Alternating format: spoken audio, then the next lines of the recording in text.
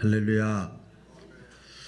자녀라면 당연히 자녀들이 잘 되기를 원하죠. 질문해 볼까요? 여러분의 자녀들이 잘 되기를 원하시면 크게 아멘. 와, 아멘. 그 정도면 큰 거네요. 더 커야 돼요. 여러분의 자녀들이 정말 잘 되기를 원하시는 부모님, 할머니들만 크게 아멘. 됐어요. 설교 끝났습니다. 여러분, 나이가 들고 세월이 흘러가고 인생의 그 끝자락에 서면 질문을 하게 돼요. 자기가 자기 자신한테 질문을 하게 돼요. 내 삶에 남은 것이 뭔가? 바쁘게 살으셨지만 지금 한번 생각해 보세요. 짧은 시간이지만 내 삶에 무엇이 남았을까? 수많은 세월이 시간이 흘러가고 기쁠 때도 있고 슬플 때도 있고 괴로울 때도 있고 죽고 싶을 때도 있고 또 잘 될 때도 있고 안 될 때도 있고 후회할 때도 있고 그 모든 것 다 우리가 겪지요. 그러다 보니까 세월이 흘러가 버렸네. 그래서 인생의 마지막을 자꾸 생각을 하게 되잖아요. 그때 비로소 생각을 하는 거예요. 누가 가르쳐 주지 않아도. 진짜 남는 게 뭐지? 진짜 남는 게 뭐지? 제가 목회를 이렇게 내년이면 40주년이더라고요. 87년부터 시작을 했으니까.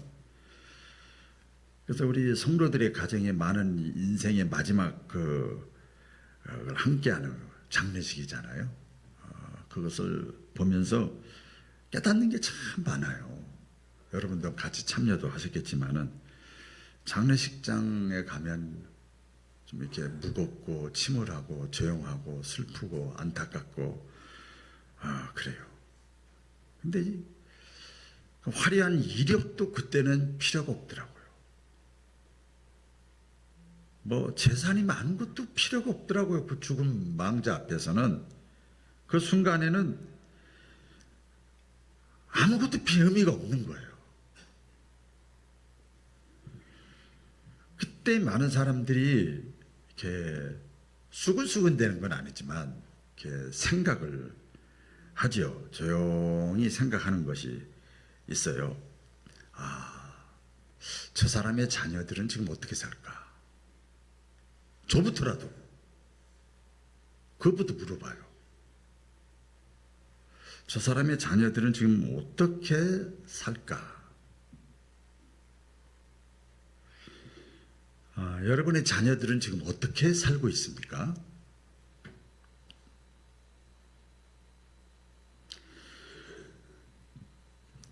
부모의 가장 기쁨이라고 그럴까요? 행복이라고 그럴까요? 위로가 되는 게 뭔가 보면 저도 좀 나이가 들었잖아요.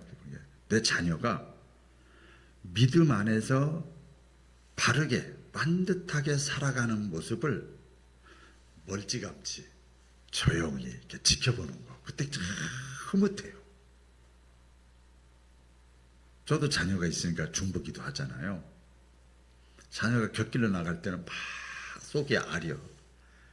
근데 바르게 바른 길로 걸어가면 너무 감사가 입에서 그냥 감사가 수십 번 나와요. 어쩌면 부모된 우리가 열심히 살아가는 이유이기도 하죠. 내가 열심히 살아서 자녀가 좀 행복하게 잘 살았으면 좋겠다. 물론 돈을 많이 벌었던 사람도 있고요. 성공한 사람도 있고 또 이름을 남기는 사람도 있고 그렇죠. 사람마다 다 달라요. 근데 마지막에 평가되는 것은 이것입니다. 내 자녀들이 지금 어떻게 살고 있는가? 내 자녀들이 결혼을 했든 안 했든 어리든 내 자녀들이 지금 어떻게 살고 있는가? 여러분 성경을 보시면요, 최고의 복을 말씀했어요. 그게 뭐냐면 내 자녀가, 하나님이 나에게 맡겨주고 선물로 주신 내 자녀가 하나님께 복 받는 것을 보면서 사는 거예요. 하나님은요, 만복의 근원이세요. 찬송가 1장 1절 아닙니까? 성경 제일 처음에 태초에 하나님이 천지를 창조하신 분 아닙니까? 만복의 근원 되신 하나님의 복을 받으면서 살아가는 자녀의 모습을 보면 그게 최고의 복이래요. 그럼 어때요? 오늘 본문 말씀에 보면 하나님께서 이 다윗에게 약속하신 내용이 나와요.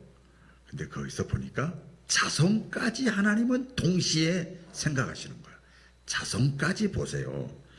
앞에 그 17절에 보면 이 다윗이 감사기도 하는 건데 이렇게 해요. 17절에 보면 종의 집에 대하여 먼 장래까지 여호와께서 말씀하셨나이다. 내 집에 대하여 먼 장래까지 말씀하셨나이다. 나만이 아니라 동시에 자녀 손까지 보시면서 하나님이 말씀하셨나이다. 약속을 하나님이 약속하시고 말씀하시면서 가만히 보면 한 사람의 인생을 거기에다만 초점을 맞춘 것이 아니라 동시적으로 그 후손까지 대대로 그 사람 개인의 인생을 뛰어넘어서 후에 이어질 것까지 생각하시면서 하나님은 말씀을 하시는 거예요. 오늘 역대상 14절에 보면요, 10장 14절에 앞절에 보면 이런 말씀이 있습니다. 내 집과 내 나라가 영원히 서리라. 너만 잘되고 너만 복받는 게 아니고 내 집과 내 나라가 영원히 서리라. 내 왕위가 영원히 견고하게 서리라. 지금 개인에게 말씀하는데 다윗의 후대에 일어날 것까지 같이 생각하시면서 하나님은 다윗에게 말씀하시는 거예요. 그러니까 하나님의 시선은요, 달라요.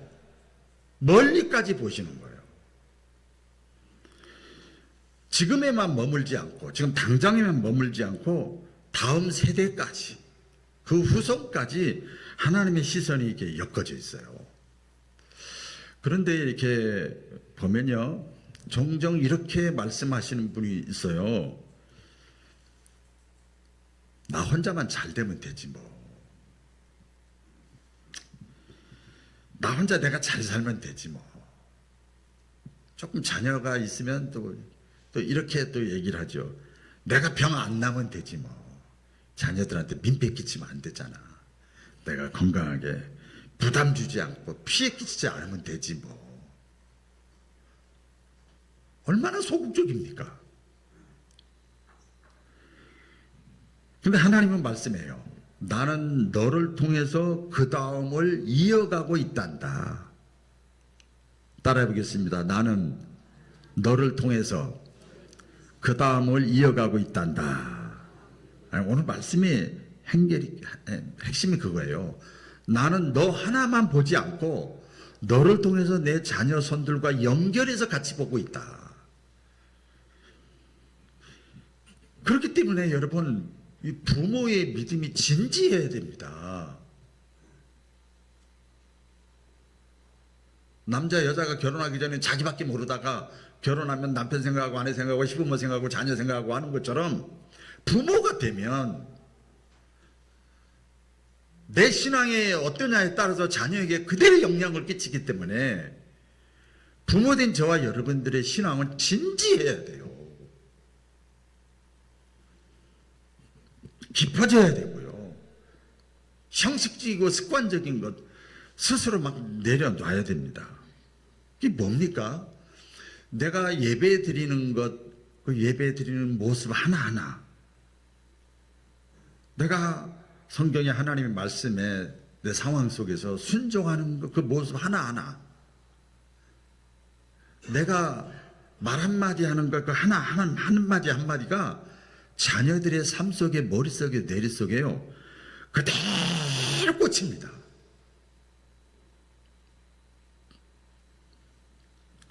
그대로 영향을 미치는 거예요. 학교에다 맡기고 학원에다 맡기고 교회에다 맡기는 게 아니에요. 부모의 신앙이 그만큼 진지해야 돼요. 우리가 이 사실을 깨닫게 되면 우리의 신앙생활이 좀 진지해지게 되잖아요. 전 지금도 기억이 나요. 저 은퇴하셔서 80이 훨씬 넘으신 그 교수님이신데 자녀들이 치과 의사예요. 3명이 다 치과 의사예요.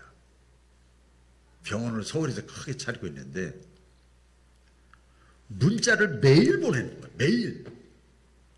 나 죽을 때까지 보낸다. 신앙적인 내용을 써서 너를 위해 기도하고 있다. 누구를 위해 기도하고 있다. 간단한 거예요. 자녀들이 다 성장하고 사회적으로 다리를 다 잡고 있는데도 불구하고 그렇게 하는 거예요. 그게요, 다른 사람들이 얘기하면 몰라도 나를 사랑하는 어머니 아버지가 그렇게 한다고 그러면 자녀에게요, 그것이 잘 심어집니다. 여러분, 성경의 흐름을 보세요. 이게 창세기부터 요한계시록까지 이렇게 있잖아요. 이렇게 보면 뭐 나라가 있고 뭐 흥망성쇠가 있는데 이게 흐름이 맥이 어떻게 쭉 연결되냐면 사람을 통해서 이렇게 맥이 이어져요. 아브라함과 이삭과 야곱과 요셉과 쭉 이어지고요. 사울왕을 통해서 솔로몬을 통해서 그 왕가를 통해서 쭉 믿음의 맥이 그 자녀에게 계속 흘러가는 거예요. 사건 중심이 아니고 나라 중심이 아니고 사람 중심이에요. 그러니까 신앙은 개인으로 끝나는 게 아니에요. 오늘 출애굽기 말씀에 보면 다 같이 한번 읽어볼까요? 출애굽기 20장 5절 6절 시작. 너는 그것들에게 절하지 말며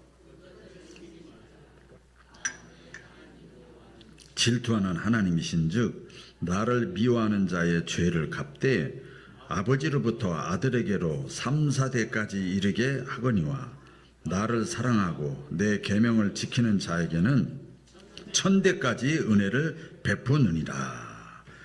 여러분, 이게 은혜의 영향력, 죄의 영향력이요, 이 죄의 영향은 3, 4대까지 간대요. 죄는 개인으로 끝나는 것이 아니라 다음 3, 4대까지 영향을 미친다는 거예요. 그게 성경에 나와요. 이제 보면 불순종한 거, 우상숭배한 거, 하나님의 말씀에서 떠난 삶, 이게 3, 4대까지 이어진대요. 근데 그다음 뭐라고 그래요? 은혜의 영향력은 1000대까지 이른대요. 저는 미국을 보면서 참 그렇구나 봤다. 은혜의 영향력은 1000대까지, 3, 4대하고 1000대하고는 비교가 안 되잖아요. 하나님의 은혜는 그냥 영원토록 임하는 거예요. 하나님이 말씀하시는 것도 그 개인에게 국한되지 않고 그 사람에게 속한 자녀, 손들을 향해서 동시에 역사하는 거예요. 여러분, 그래서 신앙은 다음 세대로 이게 흘러가게 돼 있어요. 따라해 볼까요? 신앙은 흘러가는 것이다. 내 개인의 신앙으로 끝나지 않고 내 자녀의 인생에까지 영향력을 깊이 미치는 거예요. 그러니까 부모의 믿음의 모습들이 너무나 중요해요. 저도 목사지만 저도 집에서는 뭐 남편이고 할아버지고 또 아버님이고 다 그러잖아요. 거기서 물론 그게 그 모습 그대로 있지만 그래도 내가 신앙인이잖아. 그러면서 손주들을 놓고 축복기도 하는 거예요. 보자마자. 그걸 누가 보냐? 아들이 보고 며느리가 봐요. 그게 그대로 영향을 끼치더라고요. 다윗이 복을 받은 이유를 보면요, 본문은 다윗의 감사 기도 내용인데 27절에 이런 말씀이 있어요. 주께서 종의 왕조에 복을 줬대요. 복을 주사 여호와여 주께서 복을 주셨사오니 이 복을 영원히 누리리이다. 하나님 주신 복을 내가 계속 누리겠습니다. 다윗이 자 복받은 일을 얘기를 하는 거예요. 왜 자연스럽게 이런 질문이 나오지? 우리가 성경 조금 알고 신앙생활 하신 분들은 알 거예요. 다윗의 가문이 왜 이렇게 복을 받았을까? 답은 간단합니다. 다윗은요, 하나님을 기쁘시게 했어요. 같이 볼까요? 하나님을 기쁘시게 했다. 하나님을 기쁘시게 했어요. 다윗의 삶을 이게 뒤돌아보면, 이게 점검해 보면 다윗도요, 아주 나쁜 사람이에요. 저와 여러분 같은 사람이요. 음란죄, 살인죄, 아주 뭐 요새 법으로 하면 수많은 죄목이 들어가 있을 거예요. 실수가 있고 허물이 있고 잘못이 있는 사람이 완벽해서가 아니라 이 다윗은요, 그런 모습 가운데도 마음속 깊은 곳에 하나님 중심의 믿음이 있었어요. 행위는 완전하지 않았어요. 여러분 아시잖아요. 다윗은요, 말이 아니라 선택으로 살았어요. 이 사울에게 쫓겨다녔잖아요. 이간질을 당해가지고 쫓겨다니면서 오랜 시간 동안 도망 다니다가 여러 번 사울 왕을 죽일 수 있는 기회가 있었어요. 그러니까 이 다윗의 부하들이 그렇게 얘기합니다. 참 그럴 때요. 이거는 하나님의 뜻입니다. 이제 찔리기만 하면 됩니다. 우리가 애쓰고 노력하지 않아도 하나님이 해주신 겁니다. 이렇게 죽입시다. 사울 왕을 죽입시다. 그런 사건이 있었잖아요. 너무나 정당하고 합리적이고 그럴듯해요. 그런데 다윗은 칼을 들질 않았어요. 그리고 우리 말씀 알잖아요. 그 사울 왕은 비록 악할지라도 하나님께 기름 부음 받은 사람이야. 하나님께 맡겨. 누가 그 얘기를 부하들한테 하는 다윗의 말을 누가 기뻐했을까요? 하나님이 기뻐하시는 거예요. 다윗은 현재 이 상황보다 현실보다 하나님을 더 크게 본 거예요. 자신의 비참하고 억울함 이것보다도 하나님의 질서를 더 크게 본 거예요. 이런 마음이 하나님의 마음을 흡족하게 해드린 거예요. 다윗도 실수한 거 많다니까요. 근데 하나님 중심의 마음이 있었어요. 이게 올바른 믿음이에요. 또 다윗은 여러분 아시잖아요. 늘 마음의 왕이 되고 나서 내가 어떻게 하면 하나님을 기쁘시게 할까? 그게 소원이었어요. 시편에 보면 오로지 일편단심. 내가 어떻게 하면 자기 나이 형편 상황에 따라서 이 상황에서 어떻게 하면 내가 하나님을 기쁘시게 할까? 그게 다윗의 소원이었어요. 그래서 다윗이 이제 나라가 번창하고 안정되고 요새 말로 먹고 살만하고 편안하고 이럴 때 궁전에서 살면서 다윗이 하나님을 또 생각한 거예요. 하나님의 법궤가 있는 곳은 나는 이렇게 좋은 집에서 사는데 궁전에서 떵떵거리고 좋은 집에서 사는데 하나님의 법궤는 저 초라한 장막에 보관하면 되겠느냐. 그래서 이 다윗이 그때 마음속에 기도의 제목을 하나님께 올렸어요. 그게 뭔지 아세요? 나는 내가 죽을 때까지 내 평생 소원은 하나님의 성전을 모시는 법궤 성전을 내가 짓겠습니다. 다윗이 그랬어요. 그랬더니 그 마음을 하나님 기쁘시게 보신 거예요. 이제 지금 추수감사는 아닙니다만은 추수감사 생각이 났어요. 영국에서 신앙의 자유를 찾아서 피난했던 청교도인들이 미국 아메리카에 왔잖아요. 와가지고 거기서 열심히 그냥 신앙생활을 하기 위해서 열심히 일을 하고 추수를 하고 이렇게 해가지고 제일 먼저 자기들의 집을 짓지 않고 자녀들을 또 사람들을 신앙 교육할 수 있는 학교를 먼저 줬어요. 자기들 먹을 거 먼저 챙기지 않고 하나님께 먼저 드렸어요. 미국 청교대, 미국의 조상들이 그랬단 말이에요. 그랬더니 그게 복을 대대로 받는 거예요. 대대로 받는 거예요.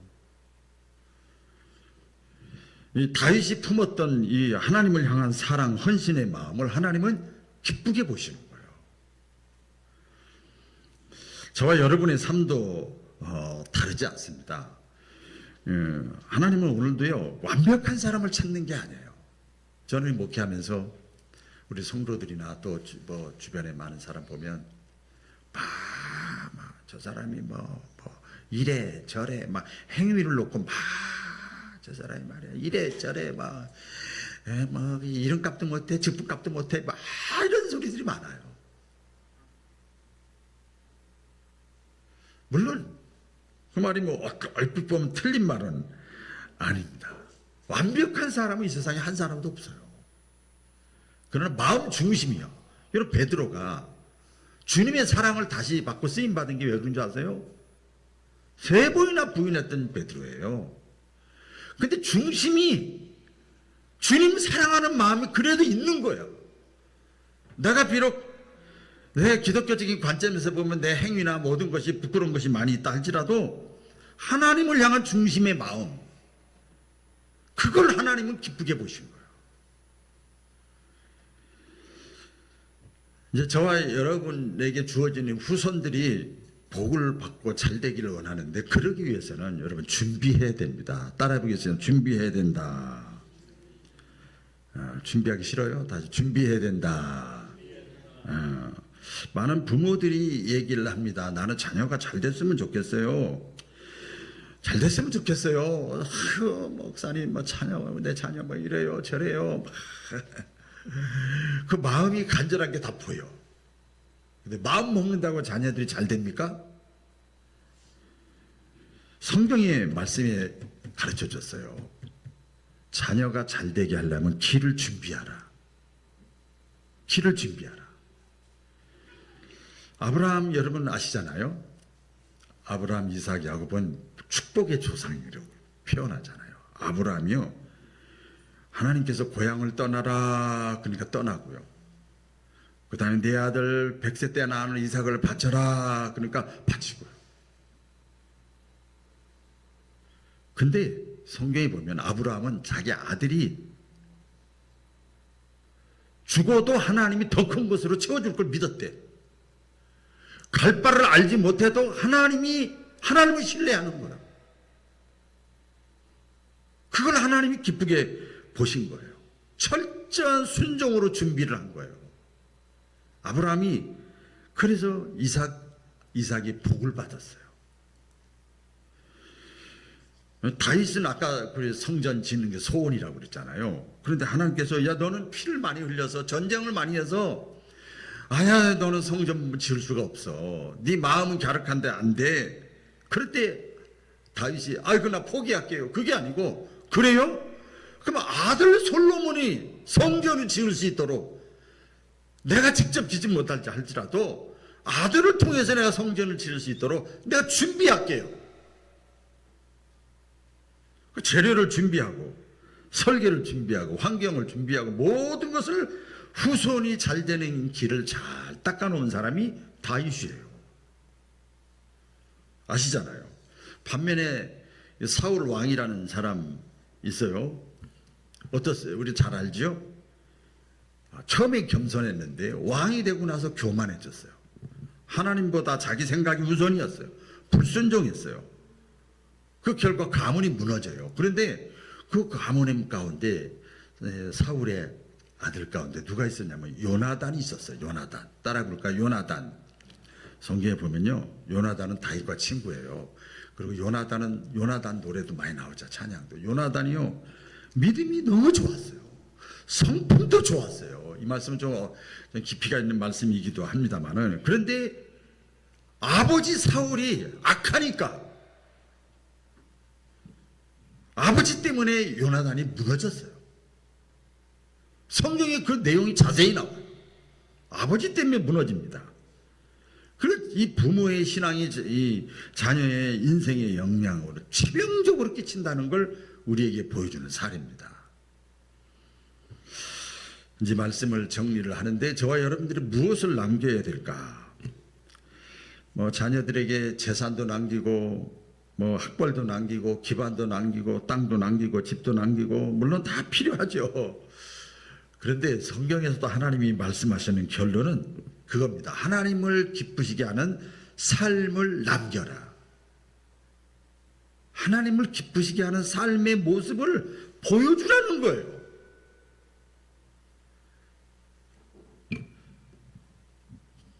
제 가정 얘기 안 해도 다 했으니까 저희 어머니가 진짜 일부러 다 너를 위해서 그렇다 하면서 했던 게 너무너무 많아요. 믿음의 유산을 남겨주는 거예요. 믿음이 뭐예요? 하나님을 경외하는 삶을 보여주는 거예요. 야, 주일날은 교회 가야 돼. 야, 헌금 드려야 돼. 빠지면 안 돼. 너 기도하고 밥 먹어야 돼. 성경 읽어야 돼. 야, 진짜 무지무지 싸웠어요.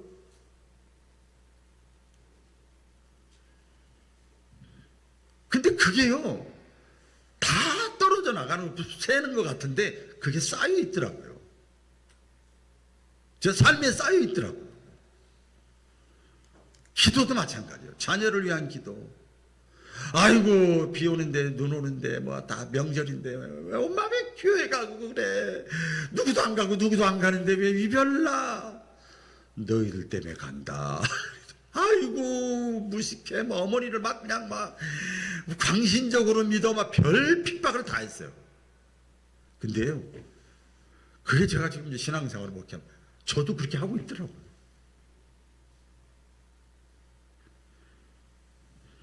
헌신의 유산이에요. 하나님 중심의 삶이에요. 우선순위를 하나님께 두는 거예요.